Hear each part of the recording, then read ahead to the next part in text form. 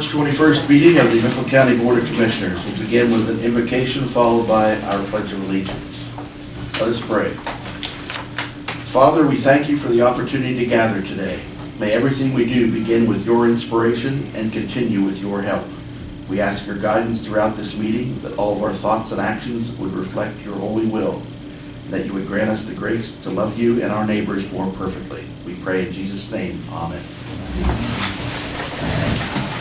I pledge allegiance to the flag of the United States of America and to the republic for which it stands, one nation, under God, indivisible, with liberty and justice for all.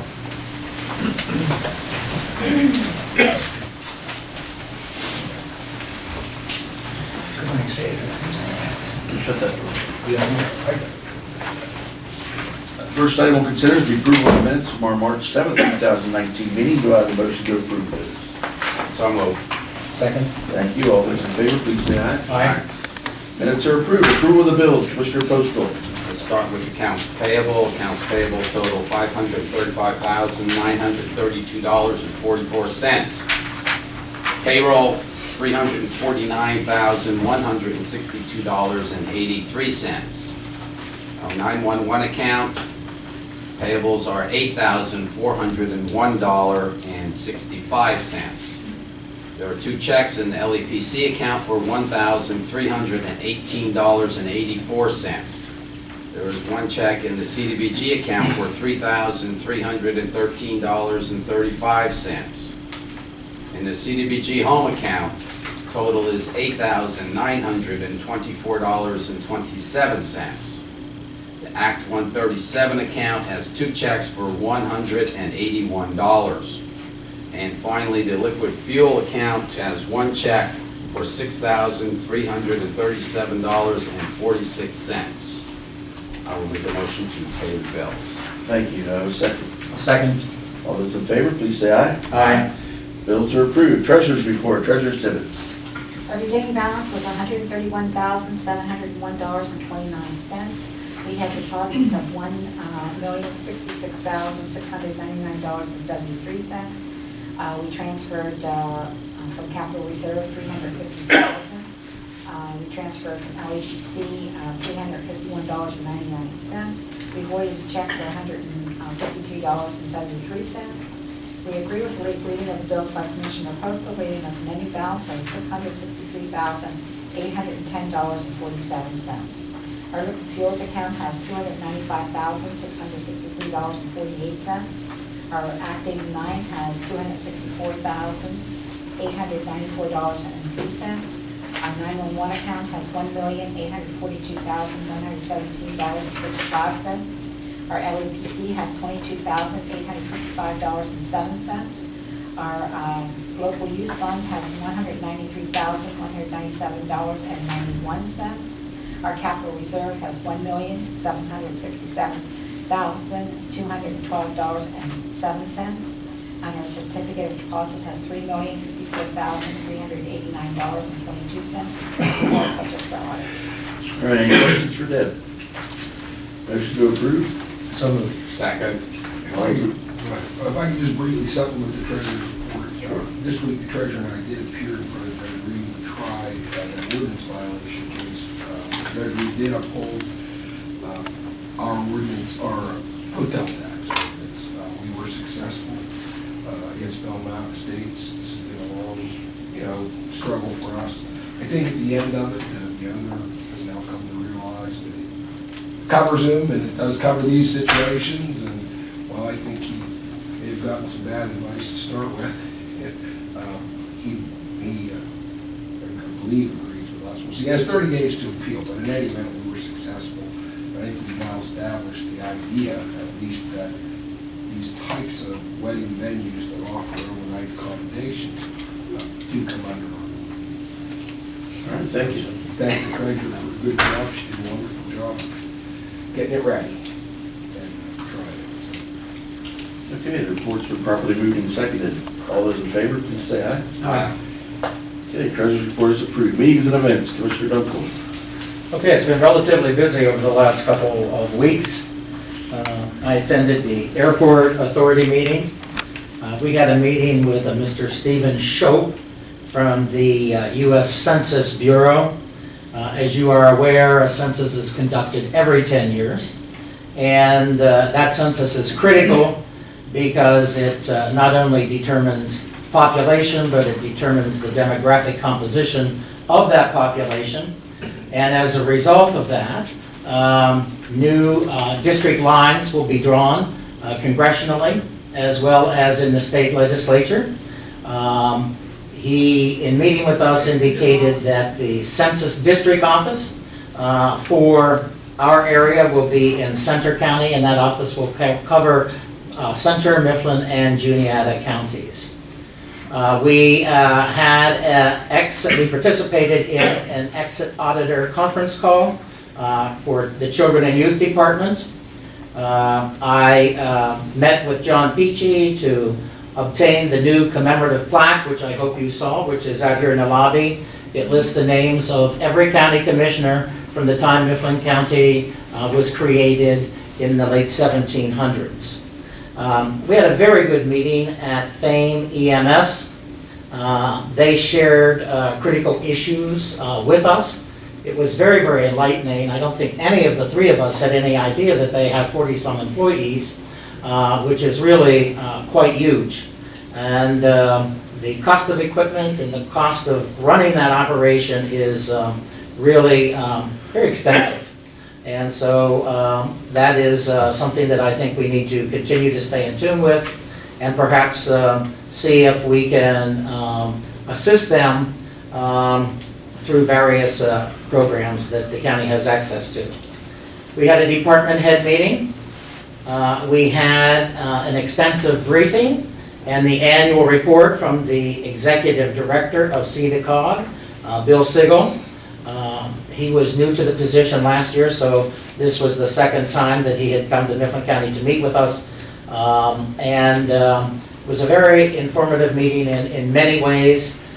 When he took over CEDACOG, there were some very serious budget issues, and they have, for the most part, been resolved. But he also spoke to us about a new concept as it relates to providing internet service, high-speed internet service throughout the rural areas of Pennsylvania.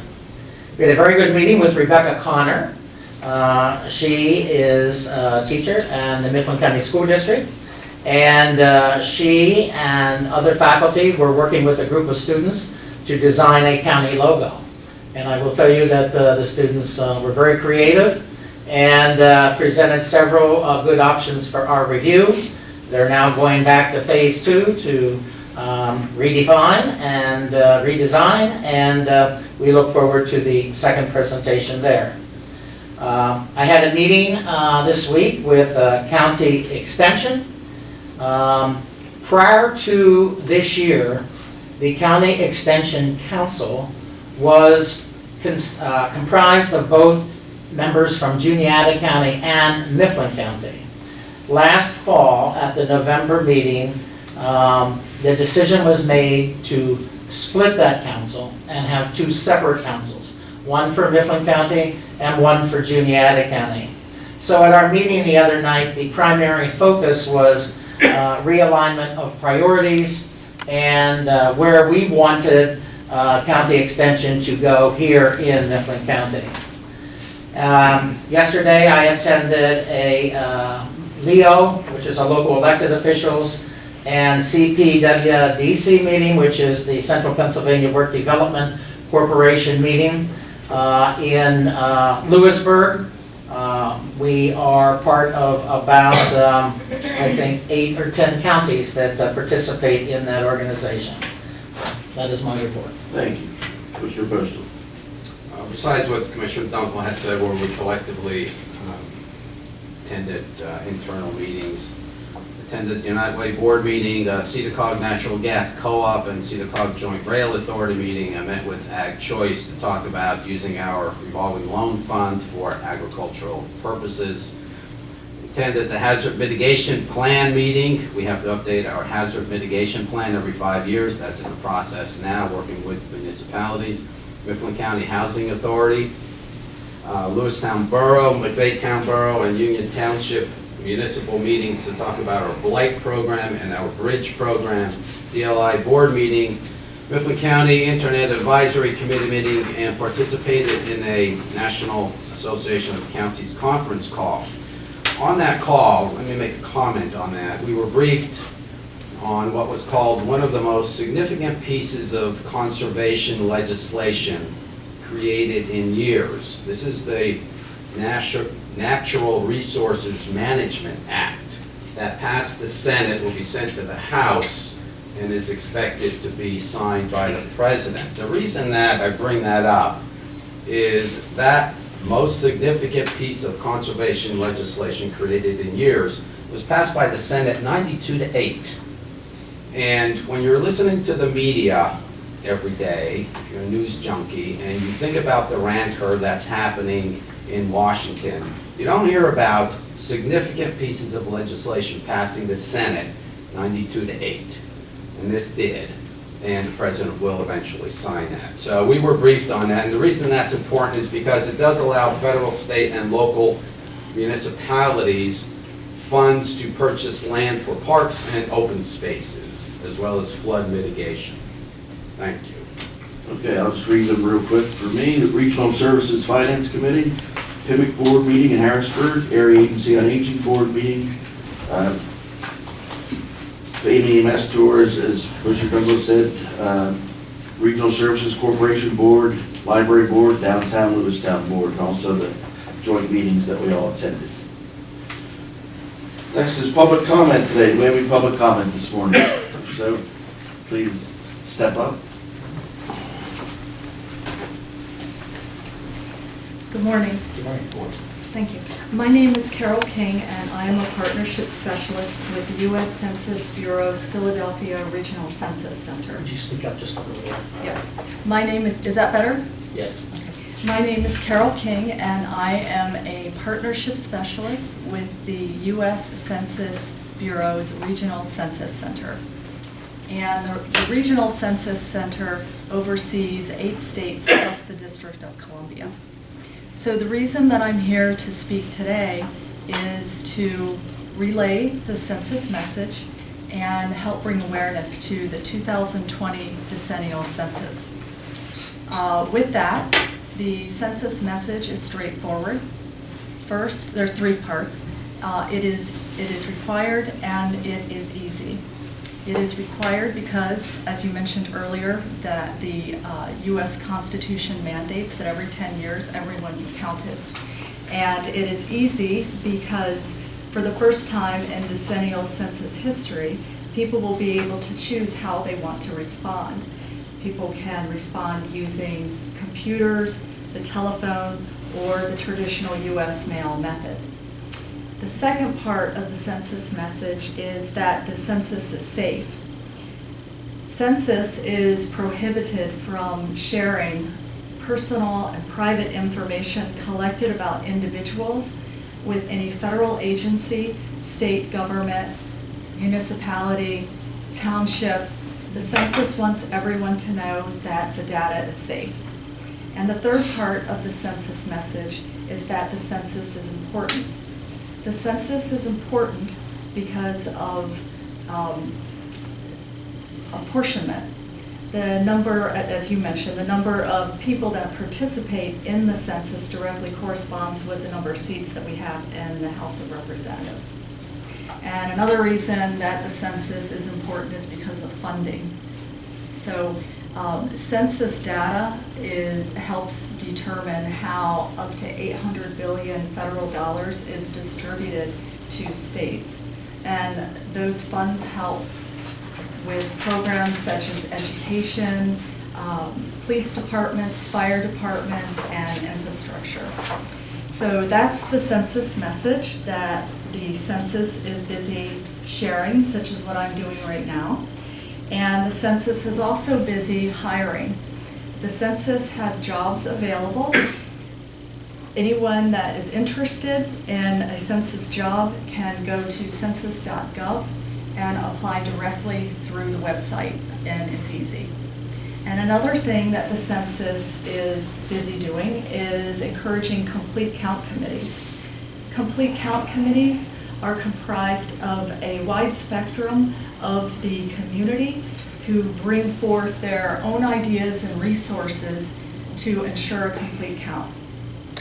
So, with that, the census will be successful with community involvement.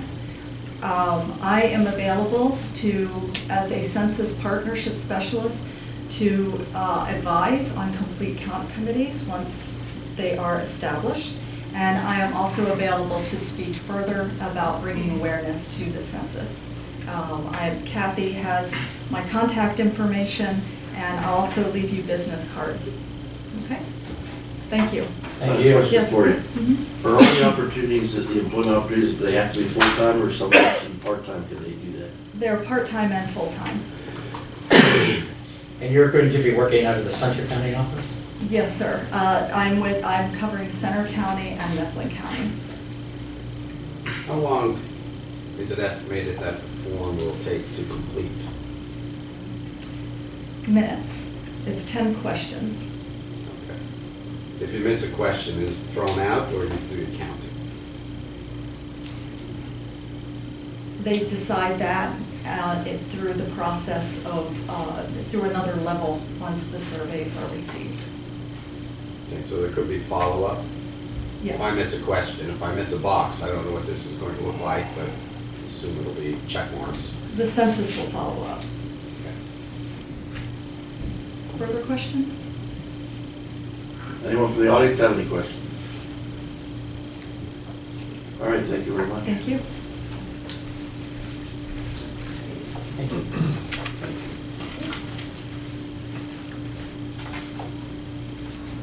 All right, Carol was actually A on our agenda today, but does anyone else have any public comment they would like to make this morning before we move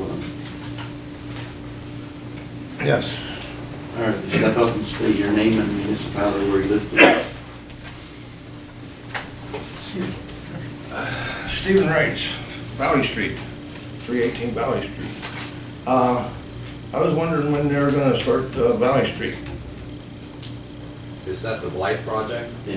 that we're talking about? The house up there, No, paving the whole street. that's, I was told last year it was gonna be, and then they canceled it because of the bridge being rebuilt. right. We'll have to check with PennDOT, that's a PennDOT matter, it's like the borough doesn't control that street, it's actually controlled by PennDOT. They- Yeah, I guess I think it's it'll be next PennDOT. year. What? I think it'll be next year. Yeah, they're good at. They changed They're it good at because of the way putting the things off. street is. A cat problem in town. You know, anything, you get cat problems, you know, talked about. Not generally our band, if it's in town, you can go to the borough meeting. The borough meetings. Borough council. No, They deal with local I ordinances, they thought deal with local that's what problems. this was. Now, this is the county commissioners. Commissioners. Well, I'm gonna state it anyways. That's quite all right. There were 6 cats in my backyard within an hour and a half last fall. And I thought that was a problem. So a curb that, sidewalk that's in bad shape, then you go to that other meeting. Borough Lewis, if you live in the borough, if you're talking about Valley Yeah, Street, yeah. Borough of Lewistown, it's isn't it 5 o'clock? 5:30. Twice a week? The first. Once a month? Once a month, second Monday of the month. Second Monday of the month. Okay, another question, that there's supposed to be, what, 2 houses that are supposed to be torn down? Both of them on Valley Street. It's a double house. We were Double talking about house. that the other day. It's two separate numbers, but it's Okay, a double house. I'd like you to explain to me why the taxpayer has to pay to tear that down? Why the property owner isn't responsible? The property owner's long gone, doesn't have any money, the place So- hasn't paid the How's taxes, the tax- hasn't paid the taxes, we took it at a tax sale because the taxes weren't paid, and now it's either gonna sit there or we're gonna get together and do something about it, but the owner's long gone. How's the hasn't paid taxpayer the get taxes. reimbursed It's then? not a, It's Well- not taxpayer money, it's not taxpayer money, it's through Where's the it come fees. from? It's through the fees that are collected by the register and recorder when deeds or, I guess, mortgages, Steve, when you do a transfer, the register and recorder charges you a fee for this particular purpose. Oh, yeah? And we the fund's been building up.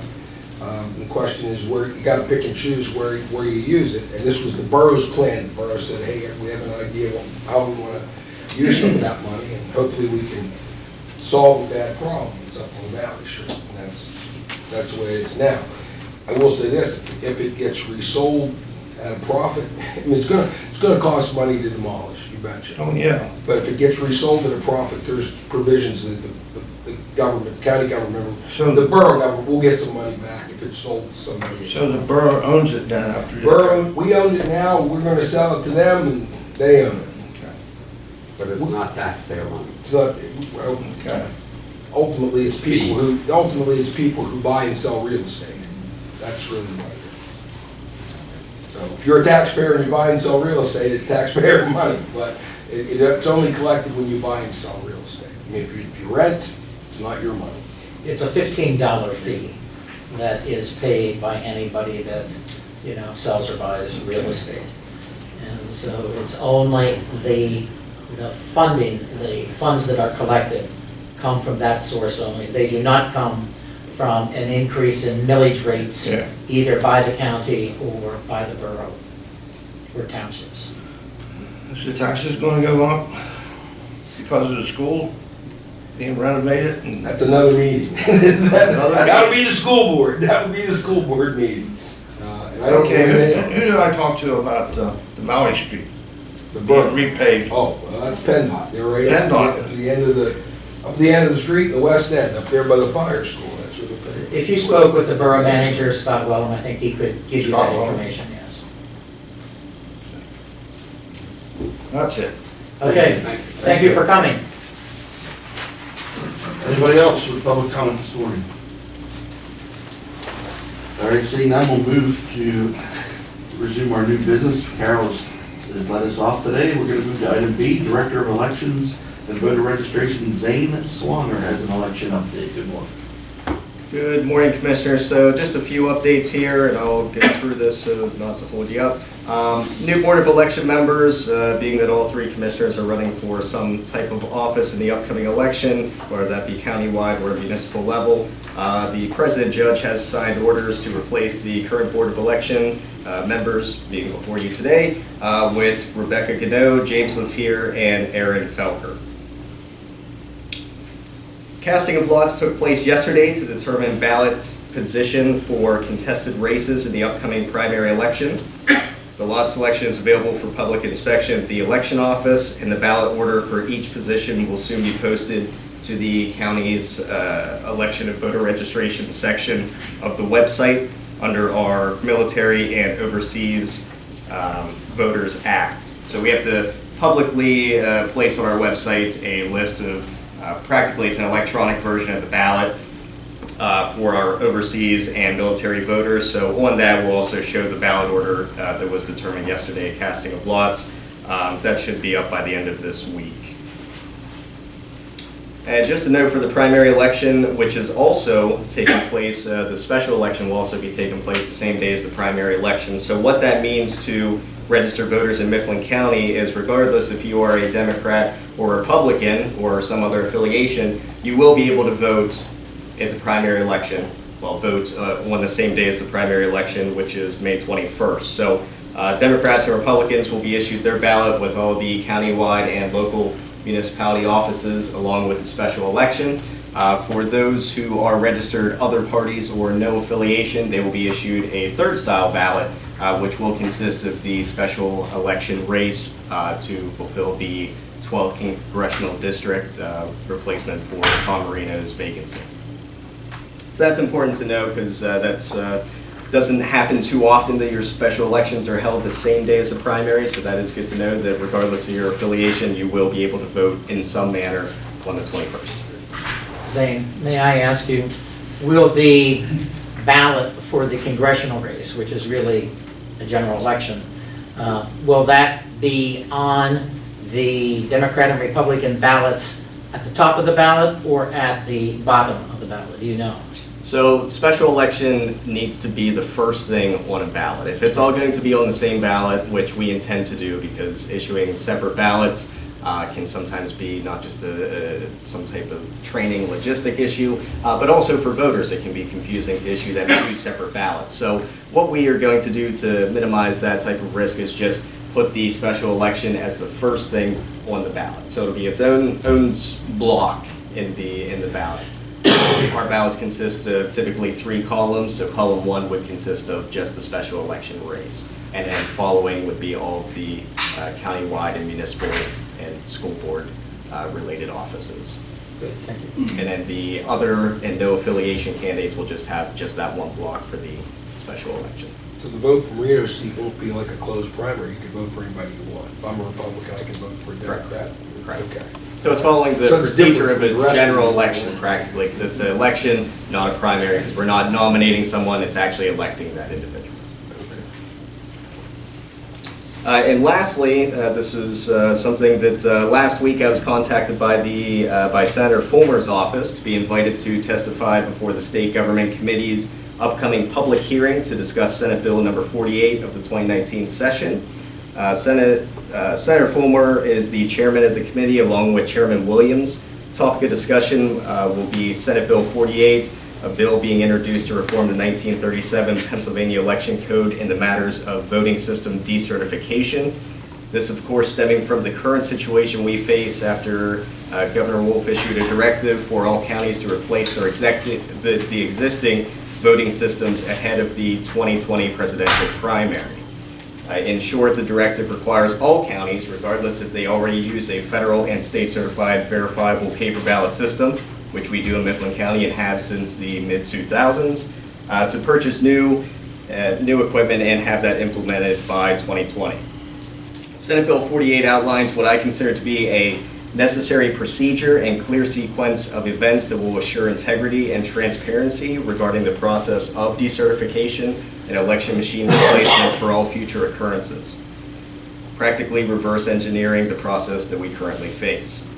This bill also requires the forming of a voting system decertification commission consisting of various appointed memberships. Public hearing will take place at the Senate Chambers, Hearing Room 1 at the main Capitol building in Harrisburg next week, Tuesday, March 26th, beginning at 10 a.m. I will be testifying along with one other election director in the Commonwealth, Jerry Fieser of Dauphin County. Testimony from a few county commissioners representing the County Commissioners Association and various individuals from the administration, consisting of Acting Secretary of the Commonwealth and Deputy Secretary for Elections and Commissions will also be heard. It's a true honor and privilege to be invited to the upcoming public hearing to testify on the perspectives of this bill from an election director's point of view. And I'd also like to extend my thank you to the county commissioners for their support of my attendance to the state government committee's public hearing. Thank you. I would just like to add a couple comments in relationship to what Zane just said. I would like everybody in this room and in our viewing audience to remember a name. The name is Jill Stein. Let me repeat that, Jill Stein.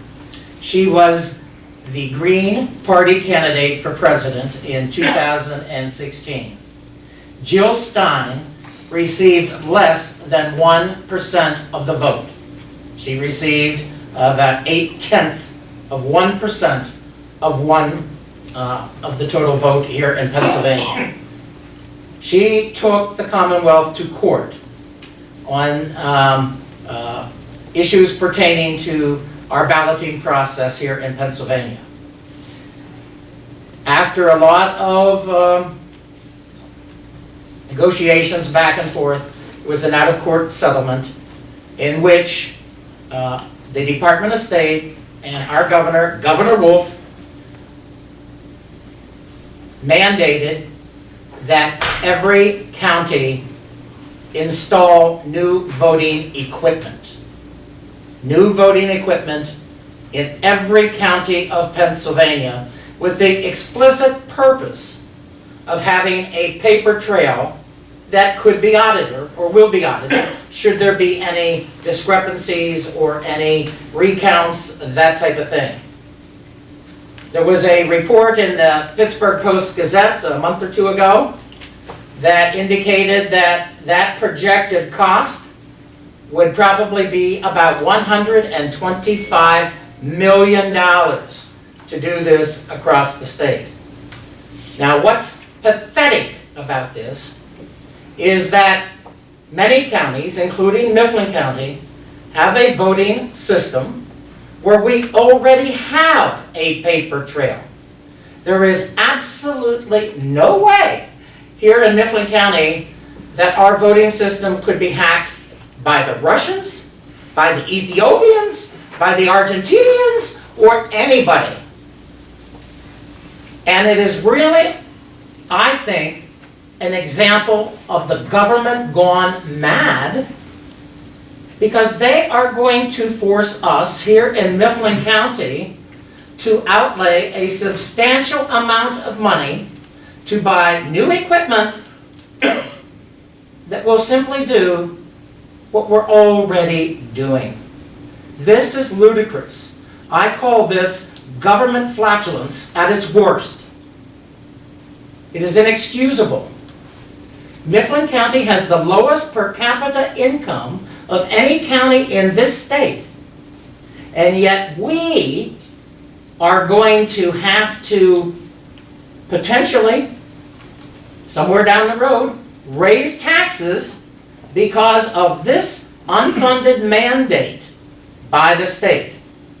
Now, Governor Wolf has pledged a little bit of money to help fund this process, but he has pledged that a lot of that money will not be forthcoming for at least 5 years. And I find it very interesting to know how he, as a governor whose term will expire before that 5-year period, can pledge that money and commit that money when he will no longer be governor. The bottom line is that our state has lost its sense of direction. Where is common sense these days? It is just ridiculous to think that we are going to have to outlay a huge amount of money to provide something that we already have. Now, granted, our equipment is older. It is older than the equipment that would replace it. But the governor has threatened that he will decertify our equipment, thus forcing us into the purchase of new equipment. And that cost here in Mifflin County would be somewhere in the range of, Zane? About $300,000. About $300,000. So when you think about a 78-year-old widow, when you think about a 90-year-old individual that has limited income, a little bit of Social Security and probably no pension, and how they are literally living day to day because of their lack of income, then you have the state coming in and forcing something like this on us. It is irreprehensible that they're doing this. It is just, there is no logic to justify this. And needless to say, I'm very, very upset. We have, I believe, a couple representatives from the Department of State that are going to come up and meet with us next week. And I intend to be as vocal with them as I have been here today. Thank you. Good. I think it's also fair to point out that Mifflin County's done its due diligence as far as servicing our voting machines regularly. We've done software upgrades to make sure they're operating properly. Just last year, we did an upgrade for our reporting software. So we've paid as we went along here to make sure our machines were in good working order and they have the paper trail. So that, as Commissioner Douglas said, it's ridiculous to have a mandate such as this when it's solving a problem that doesn't exist in our case. All right, moving on to item C, resolution number 4 of 2019, stepping up to reduce the number of people with mental illnesses in correctional facilities. Bob Henry, would you like to come up and say a few words about this? Morning, Commissioners. The Stepping Up initiative is a national initiative, and it's aimed at reducing the number of people in jails, county jails specifically, across the country who have a serious mental illness. It's a collaboration between the local Council of State Governments Justice Center, the National Association of Counties, and the American Psychiatric Association Foundation. Currently, there are 480 counties, and today Mifflin County will be the 481st, and will also be the 33rd out of 67 Pennsylvania counties to adopt a stepping up resolution. With the adoption of this resolution, what it tells the general public is that our county leadership is committed to reducing the number of mentally ill people in our county jail. We've seen it as an issue locally as well as counties across the country. So I want to thank the commissioners for their dedication to this. I think Mifflin County is in a really good position, maybe now more than ever, with the relationships we have between all of our human service delivery systems, corrections, probation, parole, and of course our leadership to move this initiative forward right now. This will also put us in a very good position to apply and receive grant funding in the future to help implement things that can further this cause. So we appreciate it, and we look forward to getting to work. Okay, I'll read the resolution here. This is resolution number 4 of 2019, stepping up to reduce the number of people with mental illnesses in correctional facilities. Whereas counties routinely provide treatment services to the estimated 2 million people with serious mental illnesses booked into jails each year. Whereas the prevalence of serious mental illnesses in jails is 3 to 6 times higher than for the general public. Whereas almost 3/4 of adults with serious mental illnesses in jails have co-occurring substance abuse disorders. Whereas adults with mental illnesses tend to stay longer in jail and upon release are at a higher risk of recidivism than people without these disorders. Whereas county jails spend 2 to 3 times more on adults with mental illnesses that require interventions compared to those without these treatment needs. Whereas without the appropriate treatment and services, people with mental illnesses continue to cycle through the criminal justice system, often resulting in tragic outcomes for these individuals, their families, and our communities. Whereas Mifflin County is collaborating with local and state agencies to help inmates with mental illnesses. Whereas an interdisciplinary team comprised of behavioral health, drug and alcohol, probation, and corrections meets monthly to address and monitor the status of the physical and mental health needs of inmates.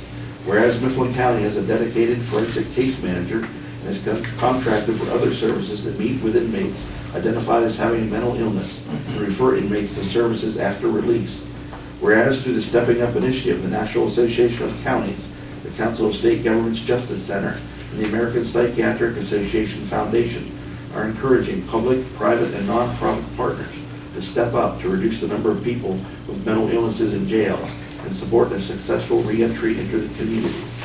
Now therefore let it be resolved that Mifflin County does hereby sign on to the call for action to reduce the number of people with mental illnesses in the Mifflin County Correctional Facility, and commit to sharing lessons learned with other counties in Pennsylvania and across the country to support the Stepping Up National Initiative. Passed this day, March 21st, 2019. Mifflin County Commissioners Kevin P. Kodish, Stephen T. Dunkel, Robert Postal Jr. Motion to approve. So moved. Second. All those in favor, please say aye. Aye. It's approved. Bob, you want to accept this? Thank you for bringing it to our attention. Yes. Next is ordinance 2 of 2019, increasing the indebtedness of Mifflin County by issuance of a general obligation note in the amount of $1,589,000 for repair and construction of various structurally deficient bridges. Rob, you want to talk about that? This note is to really match PennDOT money that would go toward the repair and construction of the structurally deficient bridges that exist in practically, I guess, all of our municipalities. There might be some boroughs that don't have it, maybe there are 2 that don't have structurally deficient bridges. These bridges have been designated as in need of repair. Sooner or later, they're going to get posted or closed, and we want to do this program and participate with the municipalities. The amortization or the payoff of this note is going to be the $5 local use fee that we have passed, that PennDOT is collecting and forwarding to us. So it's not coming out of general tax funds. This is a local use fee that is being collected now that will pay this off, but we're leveraging this for for other monies that will be used to help our municipalities. The conditions that we placed on some of those agreements are that we will participate up to 90% or a certain amount. It's going to be determined on a case-by-case basis. Municipality needs to contribute 10%. And the whole idea is to get these bridges now that are structurally deficient before they need to be posted or closed. Can you imagine what would happen if the buses need to be detoured, or our businesses need to detour trucks because they can't use the local bridges because they're deficient? So that's the purpose of the program, and the ordinance is to incur the indebt. Very good. I think this is a critical program for us to start. Our local municipalities do not have the funding to tackle a lot of bridge projects. You know, they're very costly, but this program will enable them to only have to pay 10% of the project cost. PennDOT collects that $5 fee off every motor vehicle registration, and it's returned to us in payments twice a year. As Treasurer Sivits notes at each meeting, we have a local use fund. It's segregated. It's not general fund money, so all of that money from the motor vehicle registration goes back to that local use fund. We'll use the local use fund money to pay back this loan. So those funds will be constantly in use, but with bridge projects here and being paid for with that fee that comes to us from Harrisburg. Motion to approve. So moved. Second? Thank you. Any questions? All those in favor, please say aye. Aye. Aye. Okay, motion is approved. Thank you. Item E, request for exoneration of 2019 county portion per capita taxes. Newton Hamilton tax collector Melody Payne has 2. Motion to approve. So moved. Second? All those in favor, please say aye. Aye. Motion is approved. Item F, request for exoneration of 2019 county real estate tax bills and to relieve the tax collectors from collecting these bills. The first one is a parcel in Armagh Township. Parcel was combined with another parcel for the Clean and Green program. We rebuild for the August 2019 billing, the amount of $161.88. Another parcel in Armagh Township, mobile home, is being taxed with another parcel. That amount is $65.45. Parcel in Bratton Township, mobile home was sold and moved from the county. That is $110.25. Parcel in Decatur Township, parcel did not receive preferential assessment for Clean and Green, will be rebilled with the August billing. That amount is $436.04. Another parcel in Decatur Township, parcel deemed exempt by Veterans Affairs, $161.64. Parcel in Granville Township, parcel was issued an incorrect bill and will be rebilled with August billing, $19.79. Parcel in Oliver Township, mobile home was removed, that's $60.71. Parcel in Wayne Township, building was removed. The parcel will rebuild with the August billing for $157.70. Motion to approve these exoneration actions. So moved. Second. All those in favor, please say aye. Aye. Motion is approved. Thank you. Item G, purchase of service agreement for use if needed by children and youth. Clear Vision Residential Treatment Services Incorporated of Montgomery. Anybody here from CYS today? I am, if you have any questions. Tell us a little bit about Clear Vision Residential Treatment Services. Clear Vision Residential Treatment is a group home for girls 13 through 19 who are in need of placement outside of the home environment, who also need professional individualized sessions in drug and alcohol. Is this a new place or a renewal? It's a renewal. Do we currently have any young ladies there? Okay. What's the term of the contract? Probably 1 year. I think we would do generally on an annual basis. And we may go a year and not ever use it. It's just it's an option, it's a tool you need in your toolbox for young ladies that may wind up dependent with us and have really serious drug or alcohol problems. So is this geared more towards drug and alcohol than it is mental health per se? I think this is really exclusive. Only man come with the features of mental health issues. Okay. motion to approve this agreement? So moved. Second? All those in favor, please say aye. Aye. Motion is approved, thank you. Item H, agreement with IMR Digital to scan Commissioner minute books, loose leaf books, 22 cents per page, and bound books, 32 cents per page. There's approximately 35 books. This is basically, we discovered that since, I guess there was about 100 years worth that were lost in a fire, I guess, but none of the minute books in the history of the Commissioners are saved in any digital format. And so we want to get those in a digital format so they can be preserved so we don't lose any more records in the future. And for historical purposes, so people can actually log on and see the business of the county in 1900. So moved. All right, Second. all right, all those in favor, please say aye. Aye. Motion is approved. Item I, Commonwealth of Pennsylvania Multi-Party Geospatial Data Sharing Agreement. Ms. Simonette. That's a mouthful. Yeah, it sure is. Good morning. So as I met with you last week and presented to you the data sharing agreement, this is basically a data sharing agreement that was developed by the Pennsylvania Geospatial Coordinating Board. And the idea behind it, Pennsylvania has always been data rich with geospatial data. Typically, counties have a data sharing agreement, sometimes state agencies, and the idea behind this agreement is particularly geared toward counties and state agencies that we can just share data freely. And it's fairly simple.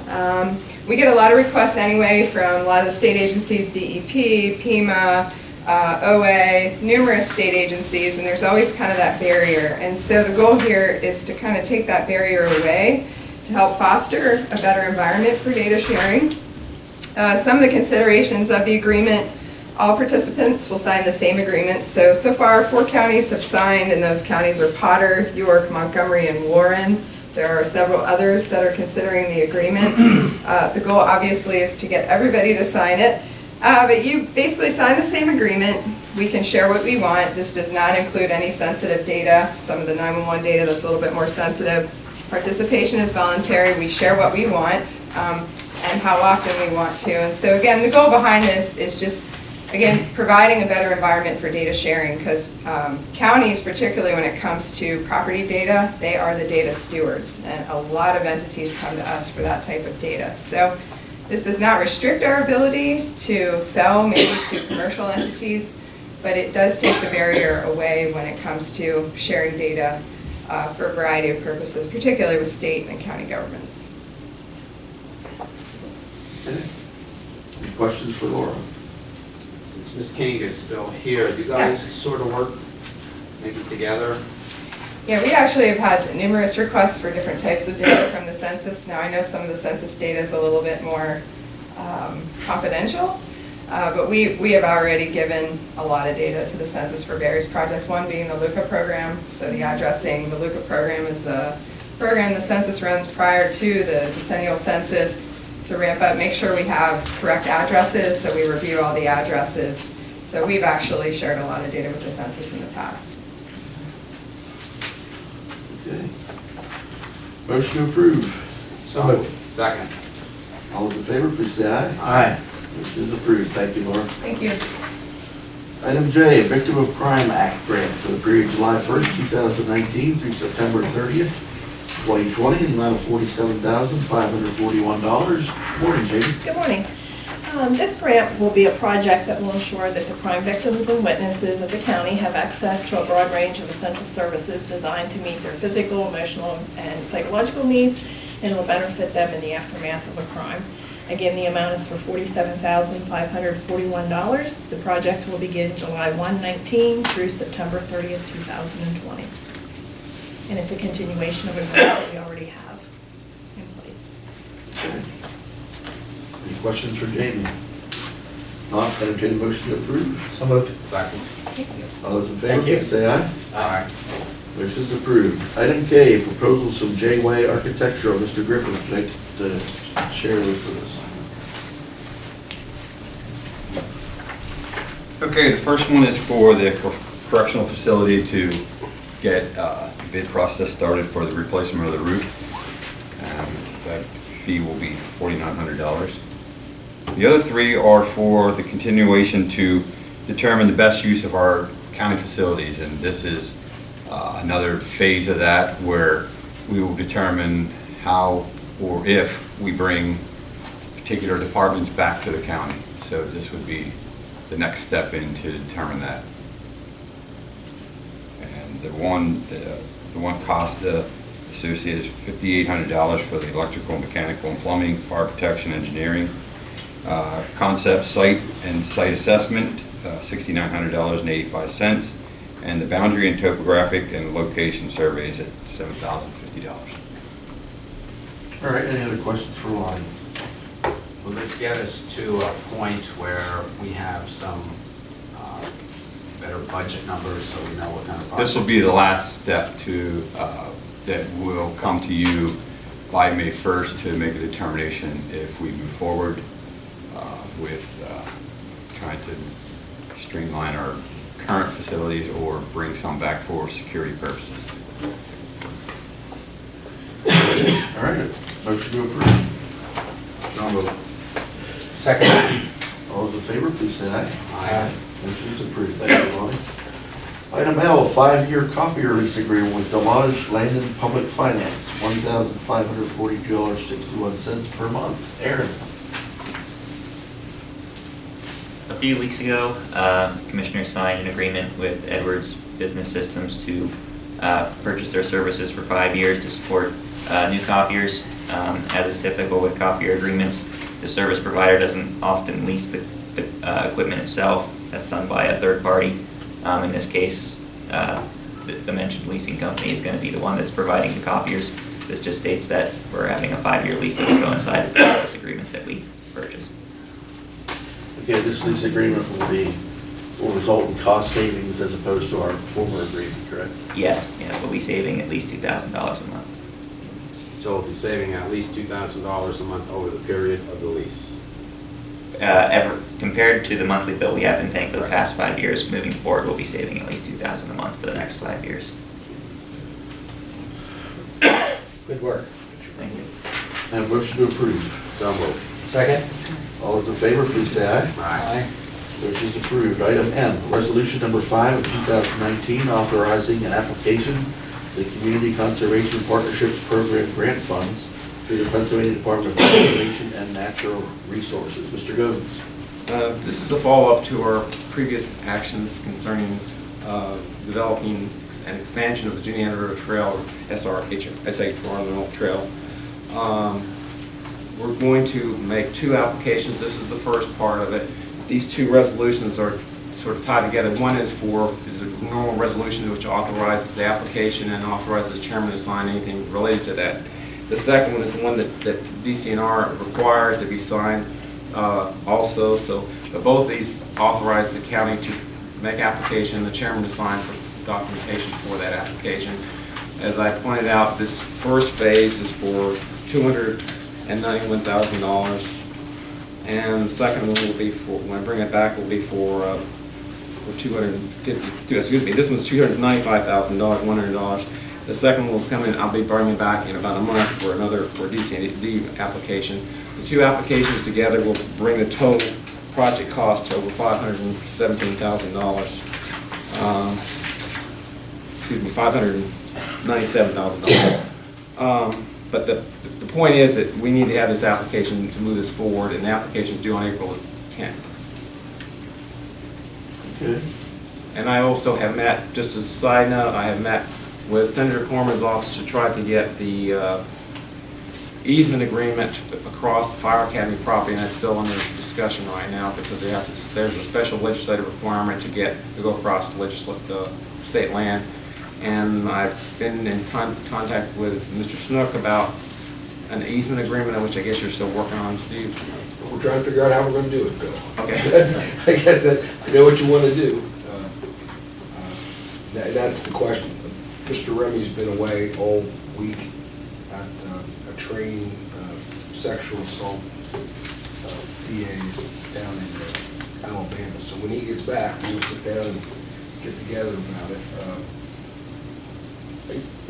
We may wind up with just an agreement. It depends, I guess, what you need for your grant is to be able to show that the county has the right to be on the, at least the right of way that you're talking about, right? Correct. And then Is the survey done yet? Do you have a the drawing? surveys though will be done next week. Okay, good. And then, but we're still trying to work the mechanics. You were on the phone call, we had a discussion with the I state was, about yeah, that. I think that we have to have at least some type of draft agreement, at least for the Be application. some kind of contingent, it may be an agreement, it may be a contingent easement if there is such a thing, contingent upon getting the grant. Problem is, nobody wants to give you an easement until you know you're getting the money. Right. And the other catch-22 is, you can't get the money until you have some document in place that gives you the power to be on the right-of-way once you get the money. They're, So, I mean, we're sort of in a catch. I think we're gonna want some kind of conditional easement, and I don't know. Everybody seemed to be on board. I've never been on a telephone conversation with so many people in my life. Nah. That's gotta be a record for me, at least 15 people on Yeah. the phone. And I didn't know who was sued. There were more initials than alphabet soup, DPD, XYZ, and in the end, I said, I'll try to do what I can. I got an idea, I think some type of conditional, you have to have a condition proceed. That is, the grant has to occur before anything else has to occur. So, when Mark comes back. And I think 2 weeks ago you passed we have already a maintenance agreement in place now. So. We have the maintenance agreement for the first part Right. of the trip. Okay, since these are companion pieces, I'm going to ask you for a motion that covers both items M and N, the resolution number 5 of 2019 authorizing the application, also resolution number 6 of 2019 authorizing the board chair to sign the grant agreement, signature page for grant funds. The motion to approve, please. So moved. Second. All those in favor, please say aye. Aye. Motion is approved. Thank you, Bill. Item O, settlement agreement with Pennsylvania Department of Transportation regarding declaration of taking of ag land preservation easement for AO1 R/W in Derry Township. You have something on that? Our compensation is very minor, it's $75. It's, well, I understand it, it's a temporary easement, isn't it, Steve? And we're not really going to incur any kind of damages. That's why the payment is only $75. Okay, motion to approve. I will make a motion to approve. Second. All those in favor, please say aye. Aye. Motion is approved. Finally, item B, personnel. We have these items: the hiring of Holly Yeager for part-time tax services clerk effective March 13th, hiring of Pamela Powell for part-time tax services clerk effective March 15th, hiring of part-time corrections officers Dakota Rowe and Todd Stewart effective March 25th, resignation of Ashley Baxter from Children and Youth in-home supervisor effective March 29th, resignation of Darrell Campbell from corrections officer effective March 29th, hiring of Douglas Zimmerman for part-time buildings and grounds assistant effective April 2nd, and the resignation of Susan Erb from tip staff effective April 1st. Motion to approve these personnel items. Second. Thank you. All those in favor of the motion, please say aye. Aye. Motion is approved. That concludes our business for today. I'd like to thank Max Oburn and Stephen Gibson from MCTV for being here to film our meeting today. We stand adjourned.